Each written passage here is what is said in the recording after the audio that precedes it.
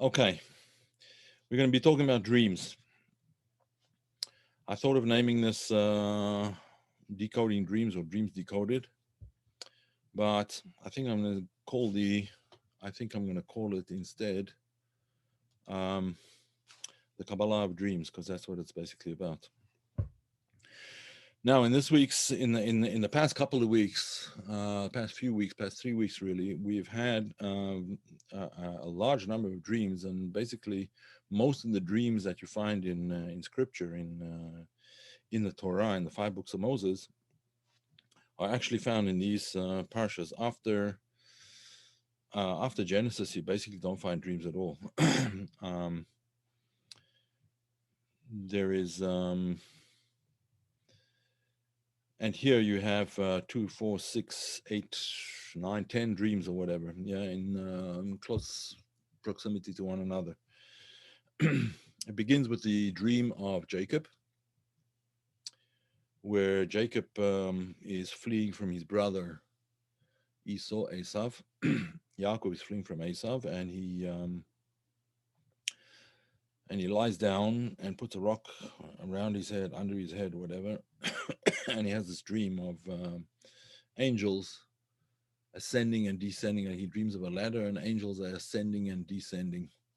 There's actually a cute story about the Rizhiner Rebbe. A Rebbe is a Hasidic leader and usually a very saintly person, and the Rizhiner Rebbe was indeed a very saintly person.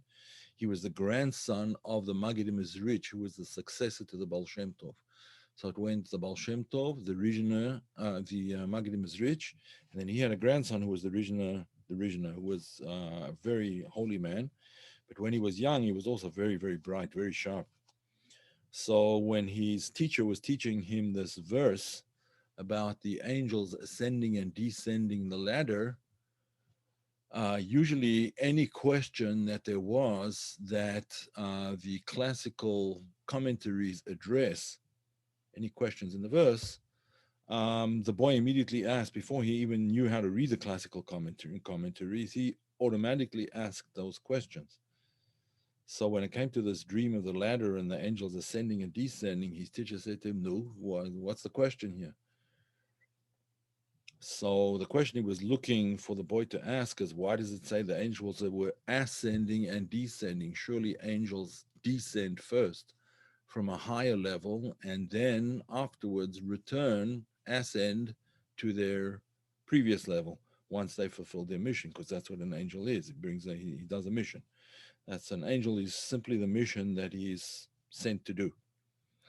So the boy said to his teacher, because you don't ask questions about dreams. Dreams are not something you ask questions about.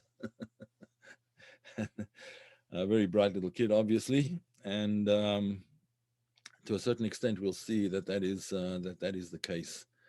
Asking the interpretation of dreams is not always a wise thing to do, and it's not always productive.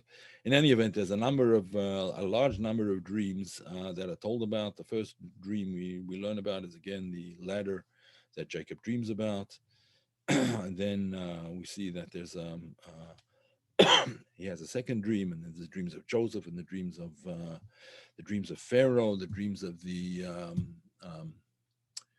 the baker and the butler, all in close proximity one to another. And these dreams happen to be very interesting in their own right. But we have to ask ourselves, what indeed is the nature of dreams? What are dreams all about? How do they work? What are they, and what are they here to tell us? Like what is the purpose of the dream, and what is the interpretation of the dream? Okay, so let's begin with the nature of dreams. How do they work? What are they? So as probably everybody knows, and let me just share a document over here. I'll share a screen. Here we go. Okay. Okay, here we have a map of the Sfirot. And the Sfirot that we're particularly interested in today are Chochmah and Bina. Chochmah and Bina, those are the Sfirot that we're particularly interested in. Why are we so interested in them? Because essentially Chokhmah and Bina are represented in the human being. All of these aspects are represented. There's a prayer which is called Patach Eliyahu. Elijah opened his discourse. He began his discourse. It's actually a section right at the beginning of the Tikkunei Zohar. Tikkunei Zohar is one of the Zohar works. It's not the five books, the five books of the Zohar on the Torah, but it's called the Tikkunei Zohar, and the Tikkunei Zohar is all on one word. It's a lengthy treatise. I think I mentioned it here many times before. A lengthy treatise on the first word of the Torah, which is Bereshit, in the beginning, right? Talks about the idea of creation in the beginning, and this work, which is quite a lengthy work actually, discusses 70 different permutations of the word Bereshit. In any event, as an introduction to that book, there is a prayer or a discourse called Patach Eliyahu. Why do I say a prayer? Because it said sort of as part of the prayers on the Sabbath eve before the Sabbath actually comes in. So it's regarded as a prayer too, to a certain extent. In any event, it says there in Patach Eliyahu that Chokhmah and Bina are basically the mochin. They're the brain. There's the right brain and the left brain. The right brain being the brain of Chokhmah, and the left brain is the brain of Bina. Right? There's the right brain and the left brain. And then there's, of course, Da'at, and Da'at is the Madala. So you have the right brain, the left brain, and the Madala.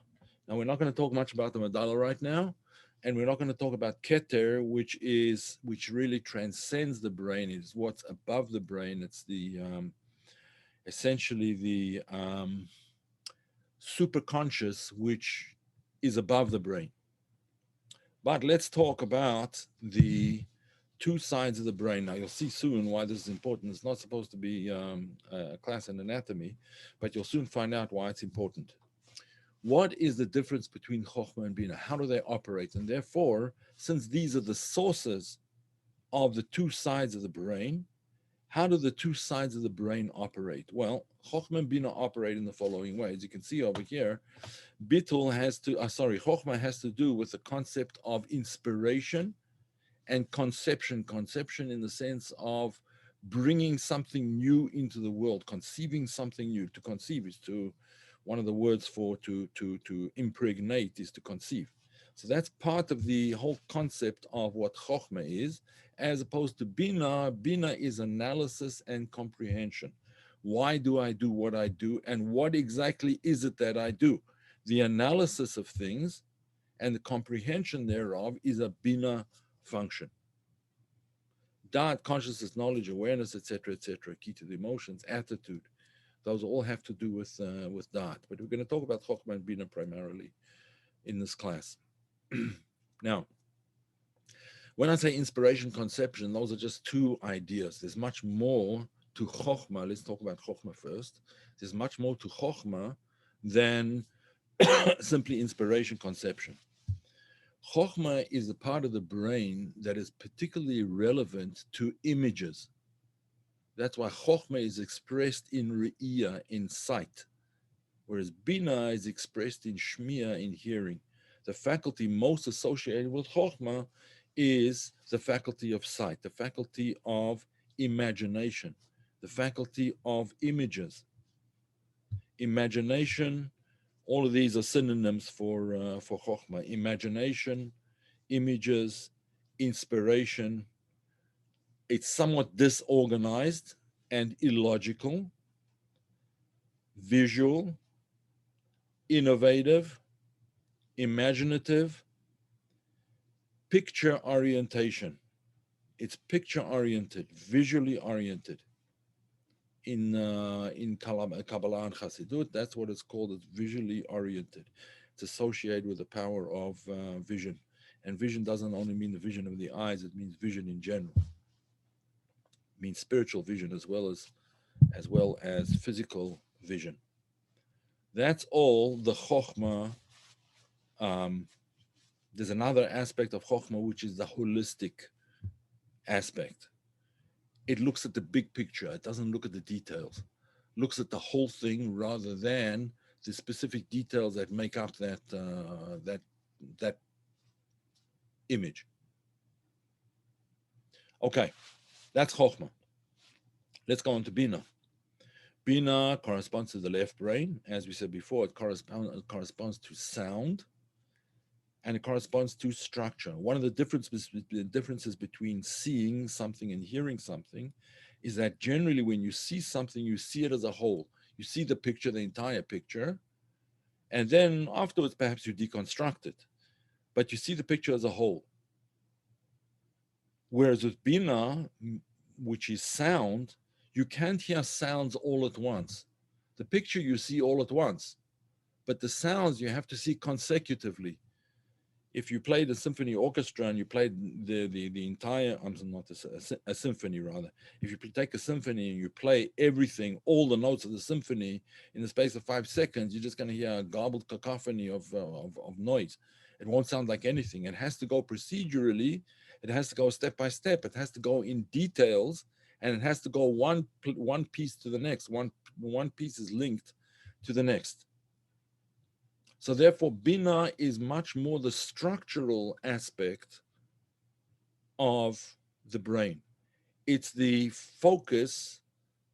It's the focus. Oh, two people just entered the waiting room. Sorry, let me see if I can let them in. I can't let them in like this. I don't know how to do this. Yeah, there we go. Okay. All right.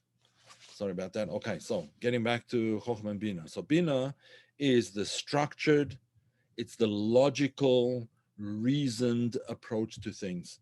It's the step-by-step, detail-oriented approach. This is very typical of the approach of Talmud.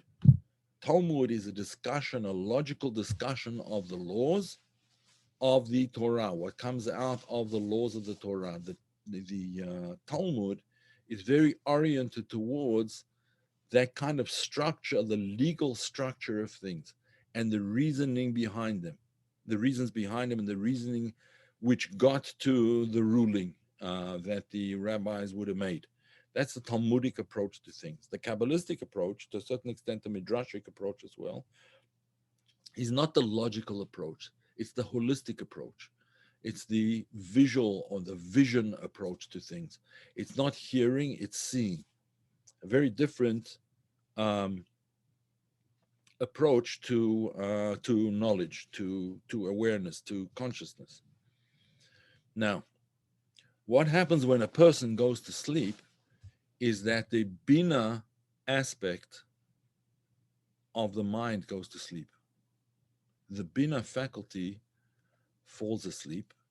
In other words, the rational comprehension, logical, structural, reasoned, step by step part of the brain goes to sleep. And that leaves Chokhmah unbridled. It leaves Chokhmah free reign. Now, this can be very negative in certain circumstances, but it can also be extremely positive. We'll talk about that a little bit more later on. But suffice it to say that when Bina is asleep, Chokhmah is awake. That's why when Bina goes to sleep is when you start dreaming. That is where dreams essentially are a Chokhmah function. Dreams are a function of the Sphira of Chokhmah, or the faculty of Chokhmah in the soul. So that when the rational part of you goes to sleep, that's when the Chokhmah is always awake. But the Chokhmah is always, when you're awake, is, well, in most people anyway, and most of the time, it is limited and directed by Bina. And that's the way it should be. Otherwise, if a person didn't have the faculty of Bina during his waking hours, he would be a nutcase. He would be confined to a mental institution because there would be no logic to what he does. He would be live a completely illogical and irrational life. Now, there's plenty of people walking around that do anyway, but it's not it's not such a simple life to live the life of chokhmah without any bina. In any event, we're very blessed and very fortunate that we have both faculties. But when bina goes to sleep, chokhmah remains awake, and that's why all kinds of irrational visions can happen in dreaming. For example, the Talmud brings an example of pil bekupa de machta, that an elephant can go through the eye of a needle in a dream. Now, logically, we would scoff at that and would say, oh, obviously, it's not going to happen. The elephant is thousands of times greater than the eye of a needle. How could that possibly be? But in a dream, it can happen. Why? Because in a dream, you're not focusing. There's no focus. The logic doesn't come to focus the images of the dream. The images, to a certain extent, run wild. And that's the advantage of dreaming. In fact, one of the factors that's very important in dreaming is that it actually heals a person. We'll talk about that a little bit later. I want to get on to what happens when a person is able to, even in waking life, when he's able to free his faculty of chokhmah to a sufficient extent that it can see the whole picture, and it has the ability to see much further than bina. Bina, again, goes one step at a time, step by step, logical, rational. Chokhmah sees the entire picture. So when a person is able to cause his faculty of chokhmah to how shall we say it, not withstand bina, but not to overcome it, but to be free of bina at certain times, that person has the potential for prophecy or divine inspiration. So let's talk about prophecy and divine inspiration a little bit now. There's a level called prophecy and there's a level called divine inspiration. Prophecy is something that we don't really have anymore. The age of the prophets ended shortly after, sometime after the destruction of the temple, the second temple, and it didn't really return fully since then. Although there are those that say that the Arizal, Rabbi Shimon Bar Yochai, the author of the Zohar, the Arizal, Rabbi Yisrael Baal Shem Tov, were prophets. But let's leave that aside for now, and let's talk about the idea of Ruach HaKodesh, divine inspiration. Why? Because prophecy is a certain gift that is given from on high. And it's not something you can engender. It's not something you can bring about. It's not something that you can work on. You can't work on your spirit of prophecy per se. You can work on your spirit of Ruach HaKodesh, divine inspiration, and it's possible to become divinely inspired. There are many differences between them, and Arizal points out it's actually Rabbi Chaim Vital, the student of the Arizal, wrote a book on the teachings of the Arizal as regards the differences between prophecy and Ruach HaKodesh, divine inspiration, and it's called Sha'ar Ruach HaKodesh. A very interesting work, and parts of it have been translated, I believe, if I remember correctly, in Rabbi Aryeh Kaplan's Meditation and the Kabbalah, or Kabbalah and Meditation, Meditation and the Kabbalah, I think it is. Yeah, Meditation and the Kabbalah. He translates parts of it there. In any event, if anyone wants to see it in English. In any event, the concept of Ruach HaKodesh can be manifested. Ruach HaKodesh, this divine inspiration, can be manifested, according to that work, according to Rabbi Chaim Vital, from the teachings of the Arizal, can be manifested in 5 different ways. 5 different ways. There's 5 levels of this divine inspiration, Ruach HaKodesh. The lowest level of divine inspiration is called dreams. That's where dreams come in. Someone has a question. Let's see here if I can find. I can get to it. Can't seem to get there right now to the chat. If you just hold on until, all right, you know what, maybe I'll stop sharing. I'll be able to get to the chat. Okay, there we go. Yeah. That's right. A stroke of insight, I think he called it, right? A stroke of insight. Um, oh, yeah, stroke of insight. Jill Taylor, I think, a brain surgeon, had a stroke. It's a TED talk, very interesting. Stroke of insight, very interesting talk. Yes. In any event, and it affected one side of the brain, not the other. Yep.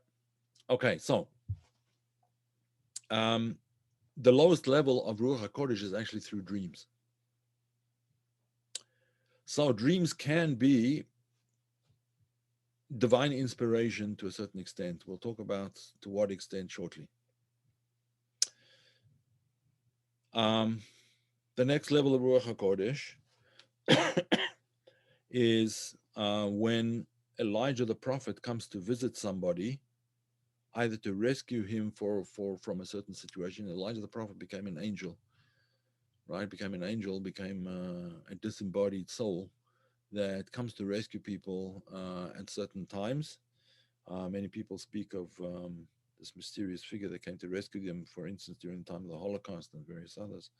In any event, Eliyahu Hanavi, a vision of Elijah, who either comes to rescue a person or to teach him or her a certain facet of the Torah, some of the secrets of the Torah. Eliyahu and his teacher, Achia Shiloni, were the keepers of the keys of the secrets. They're called the keepers of the keys of the secrets of the Torah.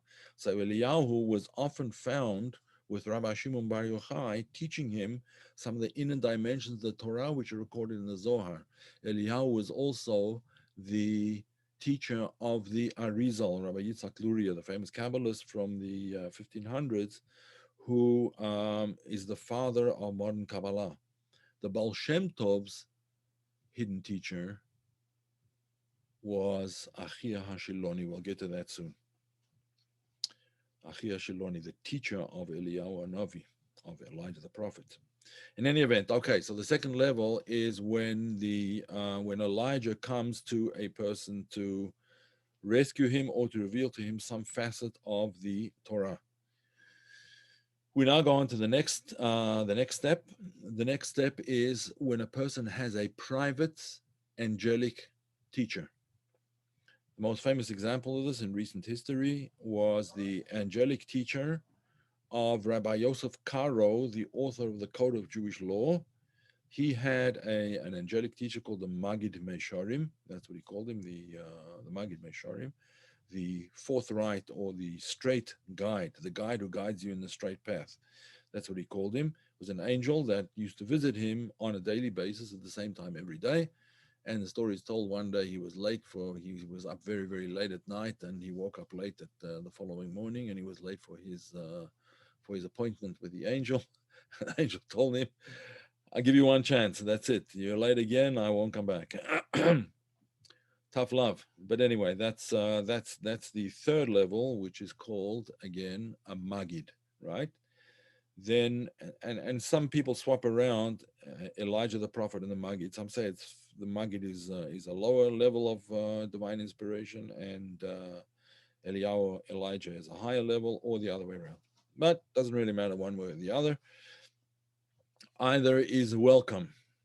Okay, so the next the next level of Ruach HaKodesh, the third level of, or rather the fourth level of Ruach HaKodesh, of divine inspiration, is when the essence of the soul, or the level of soul which is called Yechida, that's the highest level of the soul. There's 5 levels of consciousness.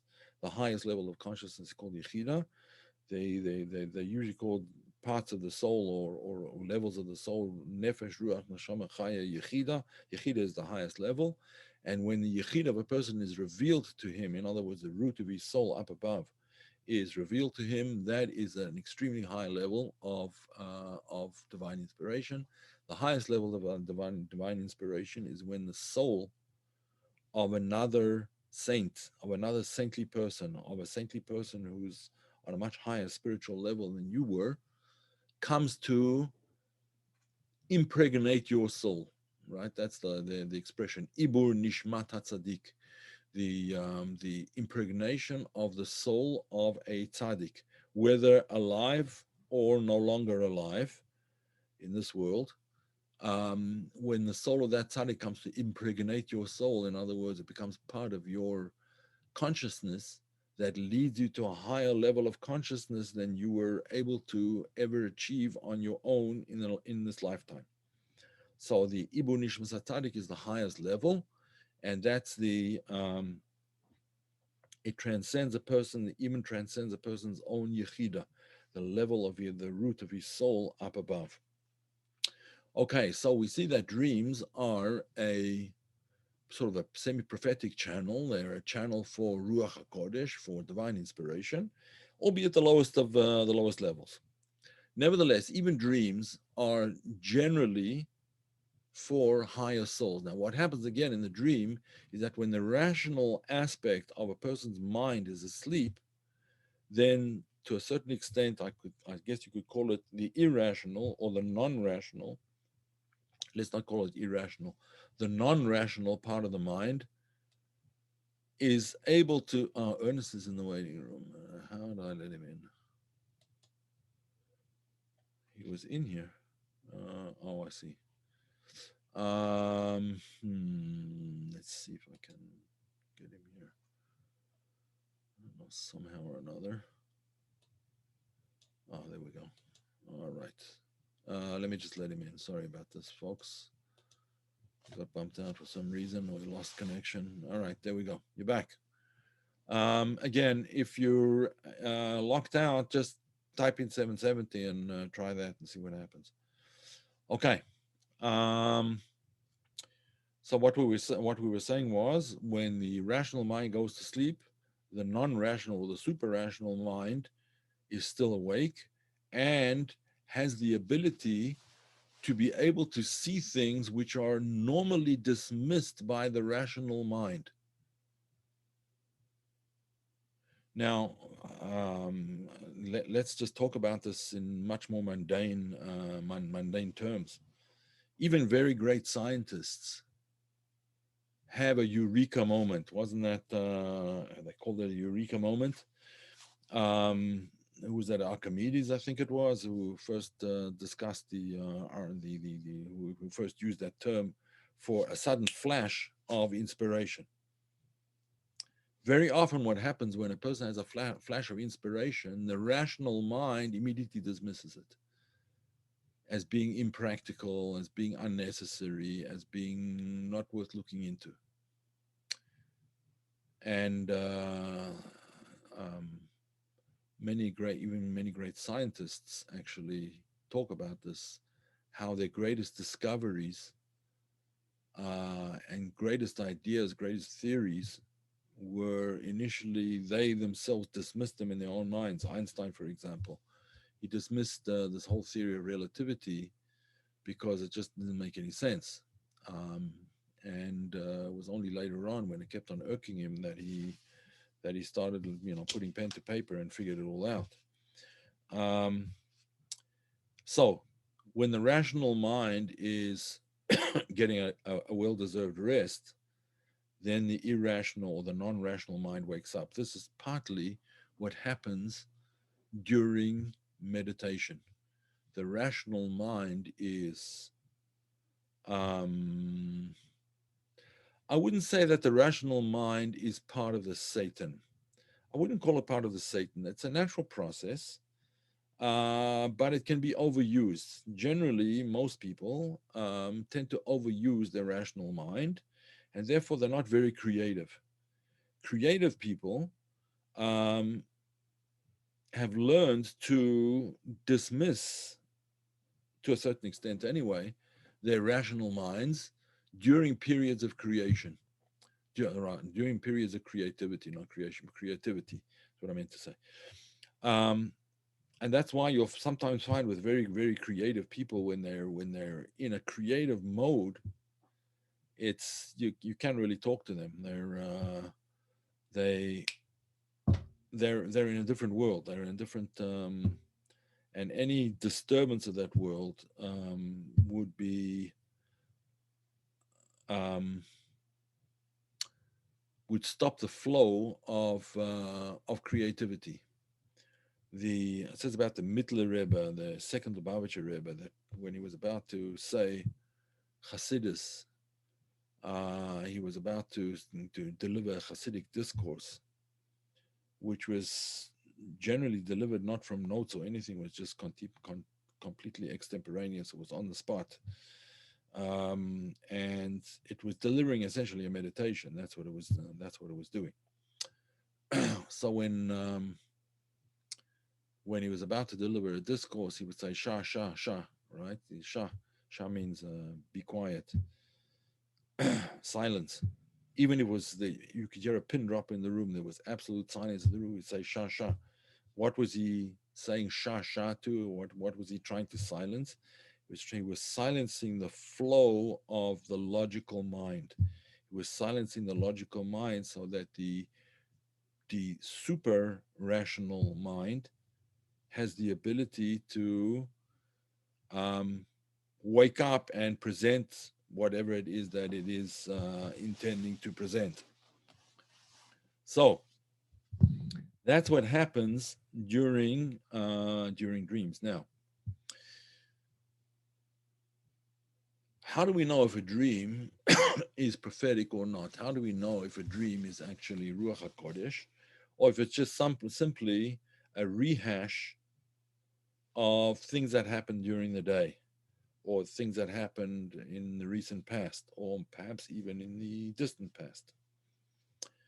Well, it can be kind of difficult to discern which really it is. But in a general sense, for most of us, our um, our occupation, you could say, is with rectifying and elevating the sparks of holiness um, that fell into creation at the time of the breaking of the vessels of the world of Tohu, a subject that we've dealt with elsewhere. We might speak about it again if there's interest. But in any event, with a breaking the vessels of the world of Tohu, all of these sparks of holiness sort of fell down from their spiritual level into the mundane, physical, material creation. And much of what we do is elevate those sparks. So the average individual, when he dreams, what he's doing, when he or she obviously dreams, what they're doing is elevating those sparks of holiness that lie within creation. In other words, a person comes across something that happened during the day, and that something made, as it says with Pharaoh, when Pharaoh had his dreams, it says, right? His alarm bells went off in his mind, right? His spirit like started pounding, ringing the bell, so to speak. He knew that there was something going on over here. And similarly, we don't notice, we're not conscious of it necessarily, we're not conscious of it, but during the day, throughout events that happen during our lives, there's certain sparks of holiness buried in the daily events that can cause your subconscious mind to wake up, your subconscious mind to suddenly pay attention. Now, because it's subconscious, your rational mind doesn't really deal with it and doesn't dismiss it or doesn't even, the word in Hebrew is to goyrus, it doesn't read it, it's not even aware of it really. Subliminal, it's subconscious. So your rational mind is not aware of it. When does that usually come up? If it comes up at all, it comes up when a person's sleeping. When a person's sleeping, the rational mind goes to sleep. Those things that happen, I'll discuss that in a minute, some of these questions. Um, when a person goes to sleep, those events where a person came across a spark of holiness or alternatively, unfortunately, a spark of unholiness, then the the soul takes note, so to speak. Vatipaem rucho, his spirit becomes alarmed, right? The alarm goes off. It could be a positive, could be a negative thing. And therefore, when he sleeps, he or she sleeps, the mind, the rational mind goes to sleep, then those sparks manifest in the dream later on. They manifest in a person's dream. So it could be, and it is usually the case for us, that we're elevating, hopefully elevating, we're experiencing those sparks more directly now rather than unconsciously, even though dreams are to a certain extent unconscious as well. But the dreams you can watch your dreams. If you can train yourself, you can train yourself to watch your dreams. It says that the psychologist Carl Jung trained himself to watch his dreams all the time. So he would actually be sort of semi awake while he was watching his dreams. He trained himself to do that. And we can probably do the same thing as well.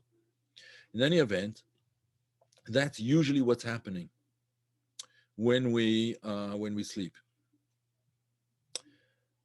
and therefore the dreams are not necessarily lucid dreaming. Yeah, that has to do with lucid dreaming. One second.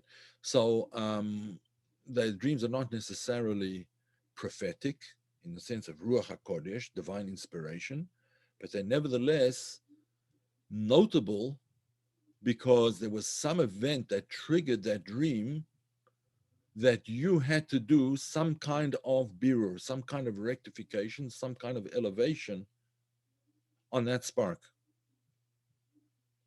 Okay, I'm going to answer all of these questions soon.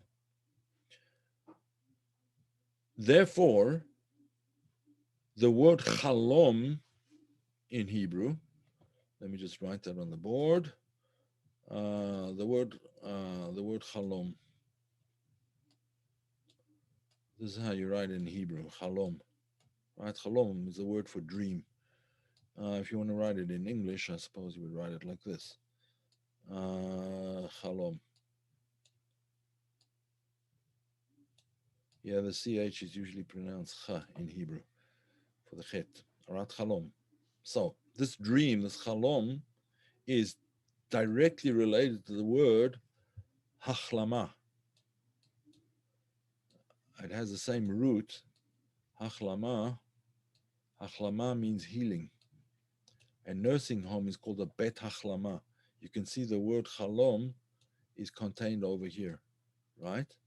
Why? Because dreams are generally a healing experience, or the purpose of dreams for most people is a healing experience. It's something to bring you to a state of healing and to a state of um,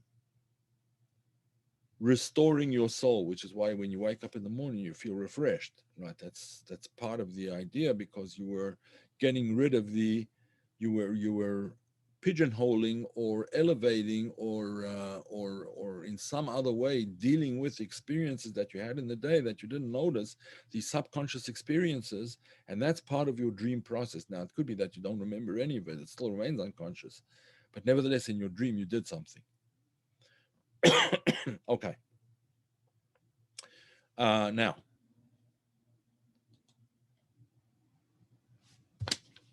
where do these dreams then come from?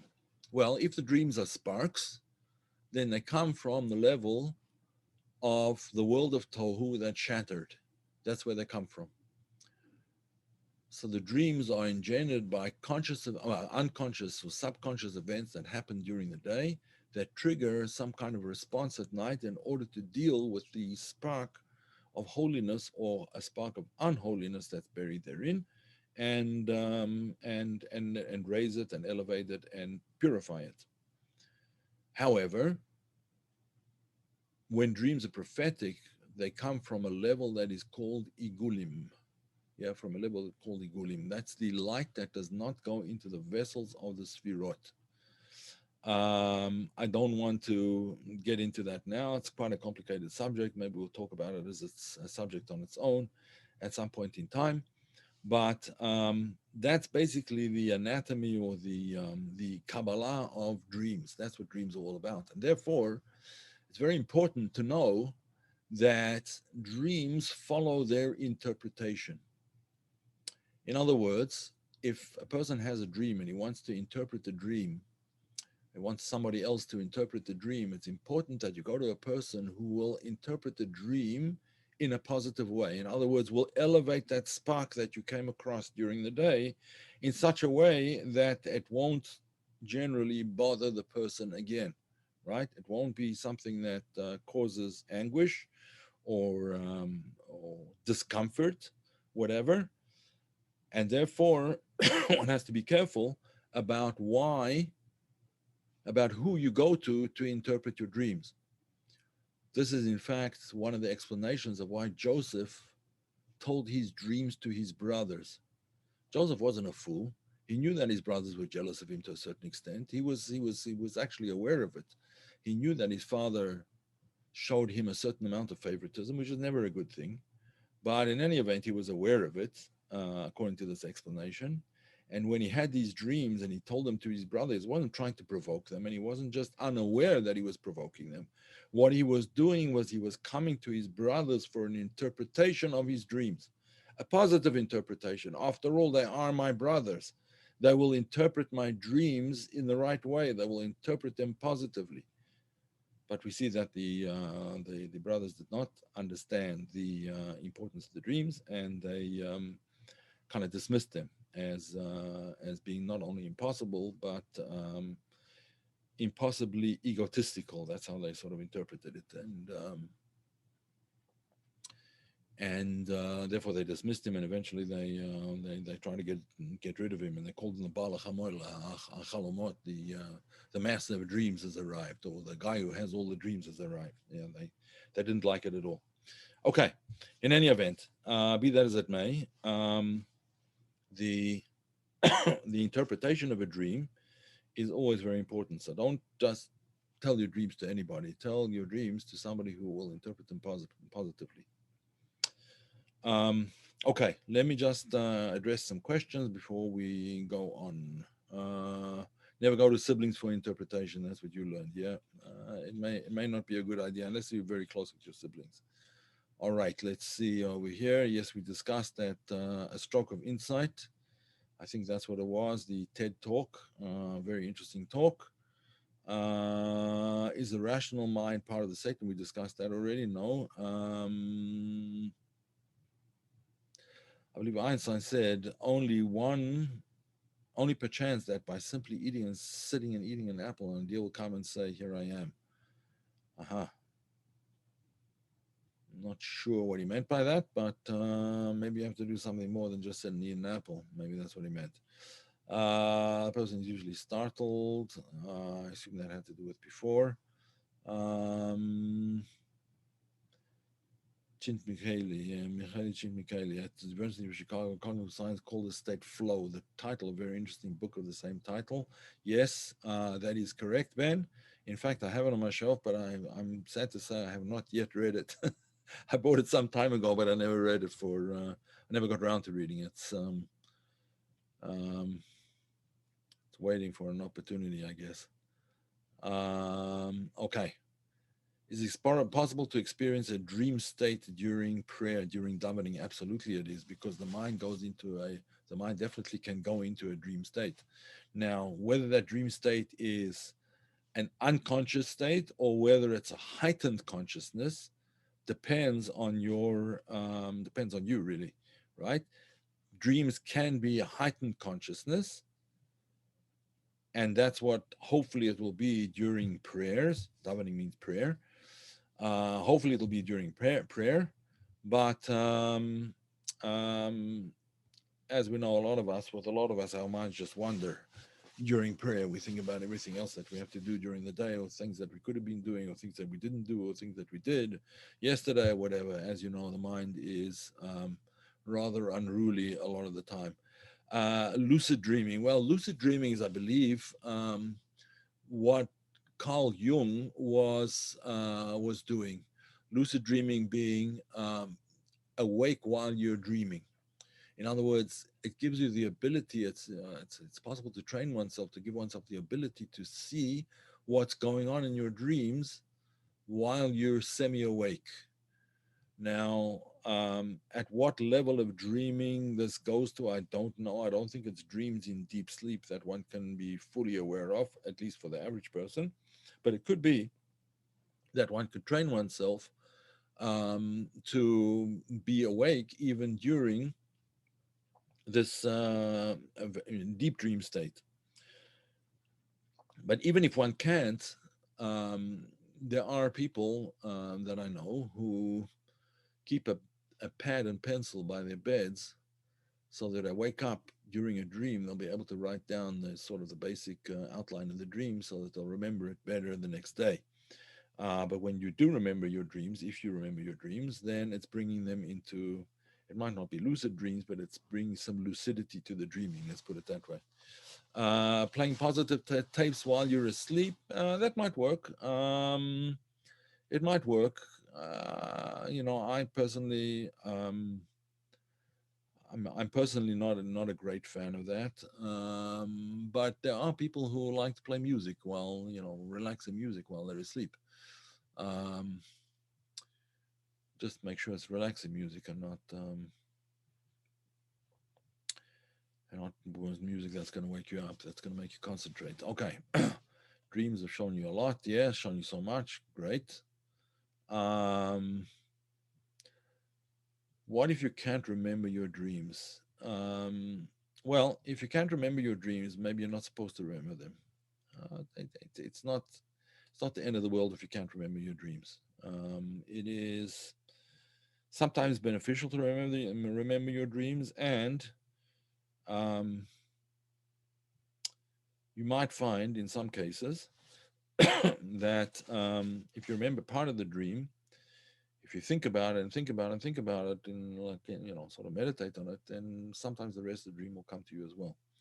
But it could be that the dream took care of itself of what you had to do, and therefore you don't remember it because you don't need to remember it.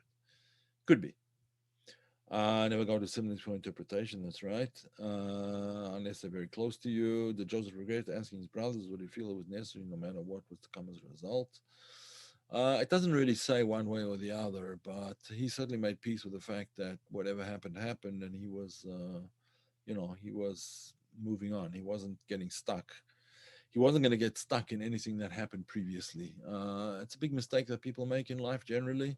He's getting stuck in a relationship, getting stuck in a mindset, getting stuck in a way of looking at things, a way of looking at yourself, and so on and so forth. And getting unstuck from there can sometimes require outside help. And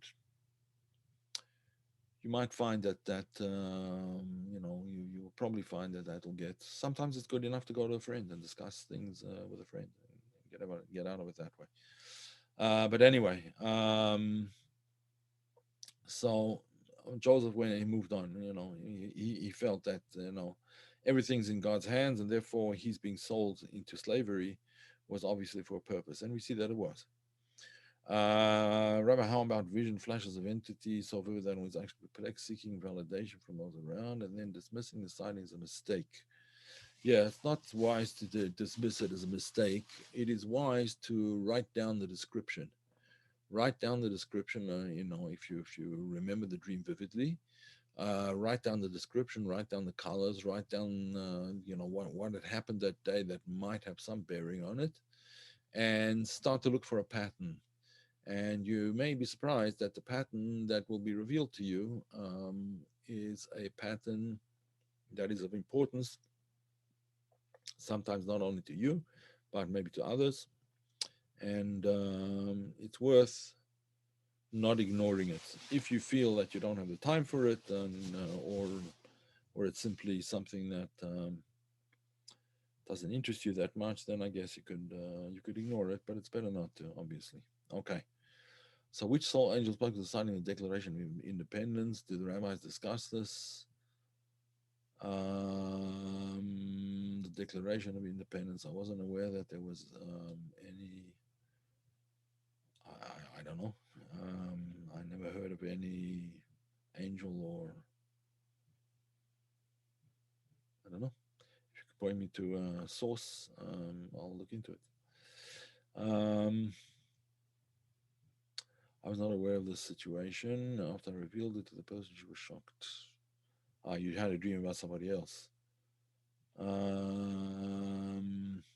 Okay.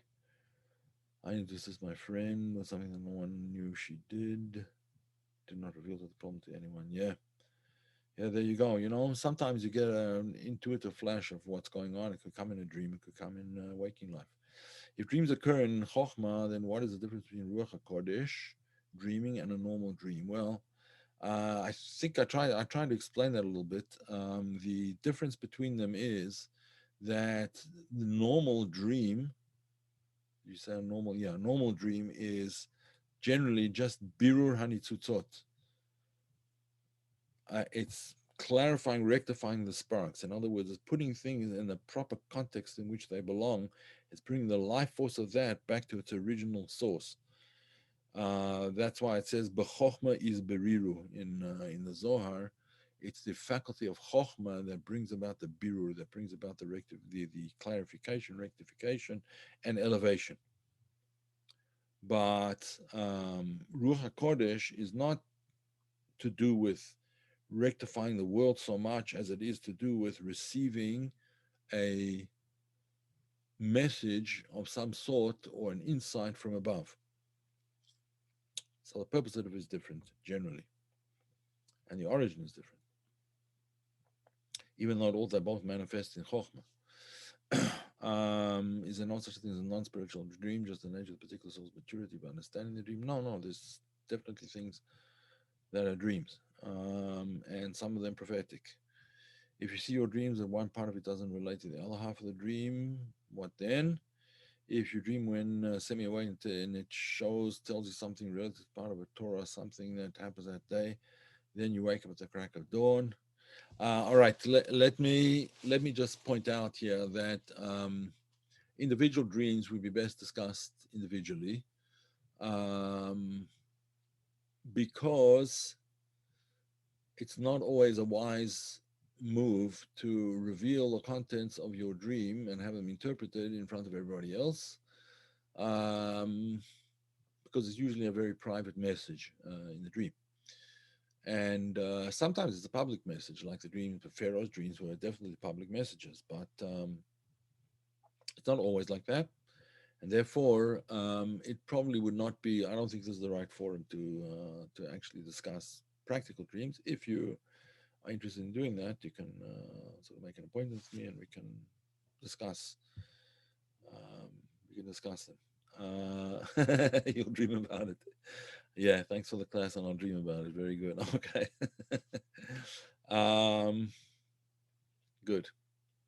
All right. It seems that there are no more questions. I think we've been going for about an hour, so we'll call it a day. Good. Any more questions?